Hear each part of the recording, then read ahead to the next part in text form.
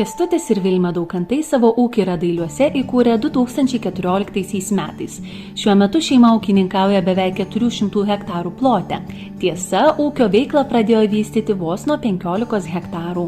Tai yra didelis šuolis, bet kaip aš sakau, vyniojant kamuolį jis visą laiką didėja. Galbūt, nežinau, norint padirbti greičiau darbus, didėja technika. Dideliai technikai reikia daugiau ploto, ir taip gavosi, kaip gavosi. Iš tikrųjų, tai nėra nei daug, nei mažai, tai yra optimalu. Ūkininkai puikiai sutvarkė ir prižiūri aplinką, yra apsirūpinę šiuolaikišką ir modernę techniką, taiko modernesias technologijas, į savo ūkį pasisemti patirties šeima priima ir studentus. Tiesiog gal tokios aplinkybės sutapo, kad susipažinau su mokyklos mokytoju ir kažkaip jis išnekėjom, sako, tu turi įmonę, sakau, turiu, sako, aš galiu vaikinukų savo atvežti, sakau, prašau, tai į sveikatą ir tai yra labai sveikintina, kad vaikai nori važiuoti tokios kaip išvažiuojamosios pamokas daryti, kad jie domisi kažkokiais, kaip fiziškai tie yra darbai atliekami. Prie ūkio darbų padeda ir šeimos vyresnėlis. Pradėjo mokytis agronomijos, o nuvažiavęs į laukus išsikasa augalus, apžiūri šaknis, mokosi tų dalykų, kuriuos ūkininkams privalu žinoti.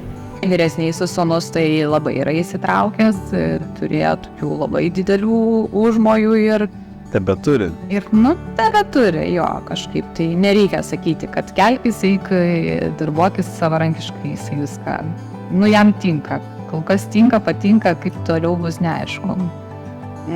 Su likusiais dviem, tai sunku pasakyti, jie daugiau yra meniško poreikio žmogučiai. Paklausta, kas labiausiai džiugina, o kas ūkininko darbe yra sunkiausia, parašypteli. Smagiausia, žinoma, surinkti derlių, kuris suvažiuoja į sandėlius, o nuvilia tas pats derlius, kuris kartais būna per mažas, nepalankus orai. Kas labiausiai skauda, kad visi galvoja tik tais apie šiandien, apie dabar. Nieks negalvoja apie ateitį, ką mes paliksim savo ateities kartom. Čia yra labai svarbu ir tas pats ūkininkavimas, kad ir tą žemę reikia tausoti, ir tos, sakysim, ir viskas turėtų eiti link to, kad mes kažką turim palikti po savęs. Vienareikšmiško atsakymo, ar ūkininkavimas yra verslas ar gyvenimo būdas, Kęstutis ir Vilma neturi, tačiau pabrėžia, kad ūkininkas išties turi labai daug profesijų. Jis turi išmanyti ir agronomiją, ir inžineriją, bei visus finansinius reikalus. Pasak Kęstučio, labai svarbu palaikyti gerą ryšį ir su kolegomis ūkininkais.